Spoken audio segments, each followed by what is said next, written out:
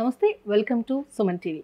జనసేన అధినేత పవన్ కళ్యాణ్ రాష్ట్ర ఉప ముఖ్యమంత్రిగా బాధ్యతలు చేపట్టిన నాటి నుంచి నేటి వరకు కూడా చాలా దూకుడుగా వ్యవహరిస్తున్నటువంటి పరిస్థితులు కనిపిస్తూ ఉన్నాయి. నాయకుడు మాత్రమే కాకుండా అందులో ఉన్నటువంటి మిగతా మంత్రులందరూ కూడా అధికారులకు చెమటలు పట్టిస్తున్న తీరు కనిపిస్తూ ఉంది. గతంలో జరిగినటువంటి అవినీతి అక్రమాలను బయటకు తీస్తూ అధికారులకు చుక్కలు చూపిస్తూ ఉన్నారు. అయితే దీనికి సంబంధించి మనతో మాట్లాడడానికి ప్రముఖ రాజకీయ విశ్లేషకులు చందు శ్రీనివాస్ గారు ఉన్నారు. నమస్తే చందు శ్రీనివాస్ గారు. నాయకుడే అనుకుంటే ఆయన వెనుకున్న మిగతా సైన్యం అంతా కూడా చాలా ఫుల్ జోష్లో ఉన్నట్టు కనిపిస్తూ ఉన్నారు. గతంలో జరిగినటువంటి అవినీతి అక్రమాలకు సంబంధించి చిట్టా విప్పుతున్నటువంటి పరిస్థితులు కనిపిస్తూ ఉన్నాయి.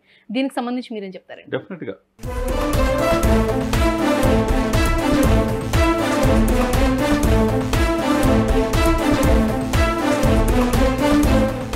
జనసేన మంత్రులు కూటమిలో దూసుకుపోతున్నట్టే కనపడుతుంది.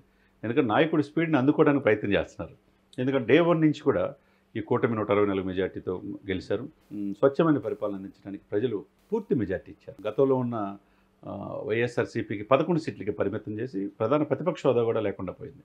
ఆ సమయంలో ప్రజలకి మరింత సుపరిపాలన అందించాల్సిన ఆవశ్యకత ఈ కూటమిపై ఉన్నది. దాంట్లో మరింత బాధ్యత ఈ కూటమి రావడానికి కారణమైన పవన్ కళ్యాణ్ మీద ఉన్నది.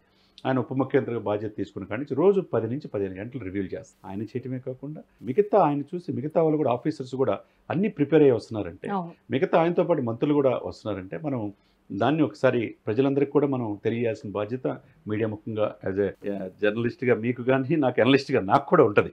ఎందుకంటే స్వచ్ఛాంధ్ర కార్పొరేషన్లో అది సెంట్రల్ నుంచి 1166 కోట్లు నిధులు ఇస్తే దాంట్లో మిగిలింది 7 కోట్ల రూపాయలు మాత్రమే. ఈ నిధులన్నీ ఎటు దారిని మళ్ళీ అని అడిగారు. శ్వేతపత్రం రిలీజ్ చేయమన్నారు. అంటే 1166 కోట్ల నిధులు స్వచ్ఛాంధ్రకి, అంటే పరిసరాలు శుభ్రం చేసుకోవడానికి కేంద్ర ప్రభుత్వం ఇచ్చే నిధులు కూడా దారి మళ్ళీపోయి 7 కోట్లే మిగిలిన ఉన్నాయంటే పరిస్థితి ఏంటి?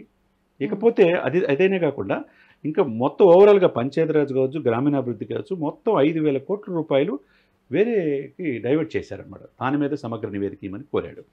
ఇకపోతే జనసేన మంత్రులు మీరు చెప్పినట్టుగా పవన్ కళ్యాణ్ గారి స్పీడ్కి తగ్గట్టుగా నాదెండ్ల మనోహర్ గారు పౌర సరఫరాల ఆహార శాఖ కన్జ్యూమర్ అఫైర్స్ ఆయన కూడా డే 1నే తనిఖీలు చేయటం, ఆహార నిల్వల మీద తనిఖీ చేసేసి దాదాపు 127 కేసులు పెట్టించాడు. అక్రమంగా స్టాక్ నిల్వలు ఎందుకు ఉన్నాయి, ఎందుకు ఇట్లా చేస్తున్నారు పౌర సరఫరాలు అంటే ఒక రకమైన భయం వాళ్ళలో అధికారులు కలిగించాలి, పరిపాలన సక్రమంగా పెట్టాలి, ఆ శాఖలకి న్యాయం చేయాలి. ఇకపోతే కందుల దుర్గేష్ సాంస్కృతిక, తర్వాత టూరిజము కావచ్చు, సినిమా ఫోటోగ్రఫీ కావచ్చు, సినిమాలో గతంలో ఎంత అవమానాలు జరిగిందో అందరికీ తెలిసిన విషయమే.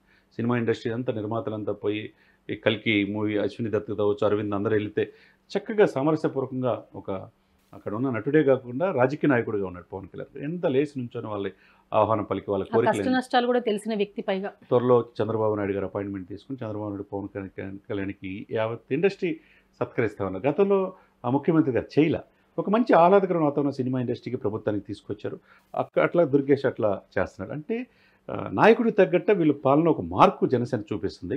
మిగతా మంత్రులు కూడా ఇలా చేయాలనే ఆలోచన కలిగిస్తుంది. ఇకపోతే ఏపీపీఎస్సీ ద్వారా డిఎస్పీలుగా తర్వాత డిప్యూటీ కలెక్టర్ అయిన వాళ్ళు దాదాపు 35 మంది పోయి కలిశారు. అంటే డిప్యూటీ సీఎం గారిని వాళ్ళకు కొన్ని సలహాలు సూచనలు ఎలా ఉండాలి, కొత్తగా వచ్చిన వాళ్ళు పరిపాలన ఏ విధంగా మీ మార్కు ఇది చేసుకోవాలి. ఎందుకంటే కృష్ణదేజ లాంటి వాళ్ళని దేశంలో 66 ర్యాంకు వచ్చిన వ్యక్తిని కేరళ నుంచి ఇక్కడ డిప్యూటేషన్ మీద తన ఓఎస్టీగా తీసుకుంటున్నాడంటే సమర్థతకి ఎంత పెద్దపీట వేస్తున్నారో మనం చూడాలి. ఇక అదిపోతే ఆర్డబ్ల్యూసీ ఇంజనీర్స్ మీద ఈరోజు పంచాయతీ ఇంజనీరింగ్ అధికారులతో ఇప్పుడు సమావేశం జరుగుతుంది, ఈరోజు మార్నింగ్ కూడా. దాంతోపాటు అటవీ శాఖల కర్నూలు ఫారెస్ట్ రేంజ్లో ఆక్రమణకు గురైన గ్రీన్కో సంస్థ, గ్రీన్కో అంటే చలమల శెట్టి సునీలు కాకినాడ ఎంపీగా పోటీ చేసిన ఆయన మీద చాలా ఆరోపణలు వచ్చినాయి. దాంట్లో అటవీ శాఖ ఆరోపణలు పత్రికల్లో కూడా వచ్చేసరికి అక్కడ భూముల ఆక్రమణ ఇక్కడ కర్నూలులో, తర్వాత పర్యావరణ నిబంధనలకు ఉల్లంఘించారనేది గ్రీన్కో సంస్థ మీద ఆరోపణలు. ఇమ్మీడియట్గా ఎంక్వైరీ చేసి నివేదిక నాకు తీసుకురండి అన్నాడు. వాళ్ళు కూడా ఈరోజు సాయంత్రం ఆ నివేదిక తీసుకెళ్ళి, ఎందుకంటే అటవీ పర్యావరణ శాఖ మంత్రి కూడా ఆయనే కదా, కాబట్టి ఎక్కడ కూడా ఒక చిన్న ఎలిగేషన్స్ వస్తే నేనున్నాను అనే ఒక భరోసా ఇటు క్యూఆర్ కోడ్ ఇచ్చి మీకు ఏదైనా సమస్యలు ఉంటే చెప్పండి, సమస్యలు చెప్పడమే కాకుండా పరిష్కార మార్గాలు కూడా మీరు సైజ్ చేయండి అంటున్నాడు. ఇక పారిశ్రామిక కాలుష్యం మీద కూడా ఆడిట్ నివేదిక ఇవ్వమంటున్నాడు. ఇన్ని రకాలుగా ఒక వ్యక్తి ఒక ఉప ముఖ్యమంత్రి చేస్తున్నాడంటే గతంలో ఎవరు కూడా ఇంత కాన్సన్ట్రేషన్ చేయాలి. మంచి పరిపాలన అందించినప్పుడు, మంచి మ్యాండేట్ 100% సక్సెస్ చేసినప్పుడు పరిపాలన సుపరిపాలన అభివృద్ధి సంక్షేమ రెండు కలుగా పనిచేయాలి. ఒకవైపు చంద్రబాబు నాయుడు గారికి 4.5 దశాబ్దాల అనుభవం, ఈయనకి దశాబ్దం పైన అనుభవం, చాలా పర్ఫెక్ట్గా ప్రజల్లోకి వెళ్తున్నారు. దాంతోపాటు వీళ్ళిద్దరు మంత్రులు కూడా వెళ్ళటం, నేటి రాజకీయాల్లో ఎటువంటి అనుభవం లేని ఈ పార్టీ ఎలా ఉంటుంది ఒక్క ఎమ్మెల్యే అయినా గెలుస్తారా అన్న కాడి నుంచి ఈ రోజున 22 మంది గెలిచి ఒక ఆయన ఉప ముఖ్యమంత్రితో పాటు 5 కీలకమైన శాఖలు తీసుకుంటా సమర్థవంతంగా పనిచేస్తా ఈ దేశానికే ఇటువంటి వ్యక్తి ఇంత పరిపాలన చేస్తాడా, రాజకీయాల్లో ఆవేశపడితం కాకుండా ఆలోచనతో పరిపాలన మీద దృష్టి పెడతాడనేది ఎవరు ఎక్స్పెక్ట్ చేయాలి, ఆశ్చర్యానికి గురవుతున్నారు. అదేవిధంగా అధికారులు కూడా ప్రశంసిస్తున్నారు.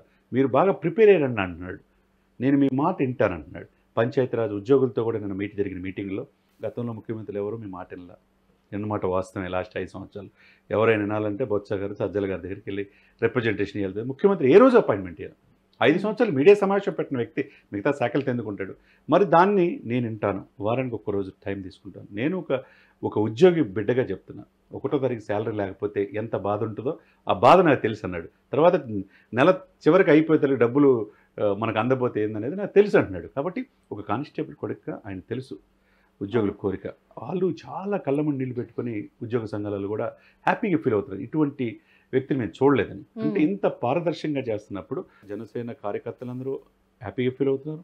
ఆంధ్రప్రదేశ్ ప్రజలు కూడా చెప్పింది చెప్పినట్టు ప్రజలకు మరింత సుపరిపాలన చేయడానికి జనవాణి ద్వారా ఎప్పటికప్పుడు బయట పార్టీ ఆఫీస్ పక్కన అర్జీలు తీసుకొని అప్పటికప్పుడే పరిష్కరించడం, ఇదేదో నిజంగా సినిమాల్లో చూసేవాళ్ళం కానీ నిజ జీవితంలో ఫస్ట్ టైం చూస్తున్నాం అనమాట. ఒక డిప్యూటీ సీఎం ఇంత మంది ప్రజల్లోకి ప్రతిరోజు ఆయన గురించి ఒక టాపిక్, ఆయన గురించి ప్రతి ఒక్కరు మాట్లాడుకునేలా గతంలో ఎప్పుడూ జరగలేదు, ఎప్పుడు లేదండి. ఒక ముఖ్యమంత్రి గురించి మాట్లాడుకున్నటువంటి సందర్భాలు ఎక్కువ ఉంటాయి కానీ ఒక డిప్యూటీ సీఎం గురించి మాట్లాడుకున్నటువంటి సందర్భాలు చాలా తక్కువ. ఇక్కడ శాఖలు కూడా కొన్ని శాఖలు ముఖ్యమంత్రి గారు చంద్రబాబు నాయుడు గారు చూసుకుంటే పరిపాలన మీద దృష్టి పెడితే, ఈయన మిగతా కీలకమైన పంచాయతీరాజ్ గ్రామీణాభివృద్ధి మిగతా శాఖల మీద పవన్ కళ్యాణ్ గారు దృష్టి పెట్టారు. దృష్టి పెడుతున్నప్పుడు ఆటోమేటిక్గా మిగతా మంత్రులు కూడా అదే దావలో వెళ్లాల్సింది. ఎందుకంటే ఏదో మనం గెలిచామని అక్కడితో ఆగిపోయి ఆ ఎంజాయ్మెంటే కాకుండా సుపరిపాలన అందిస్తే మరలా మిమ్మల్ని హక్కును చేర్చుకుంటారు ప్రజలు.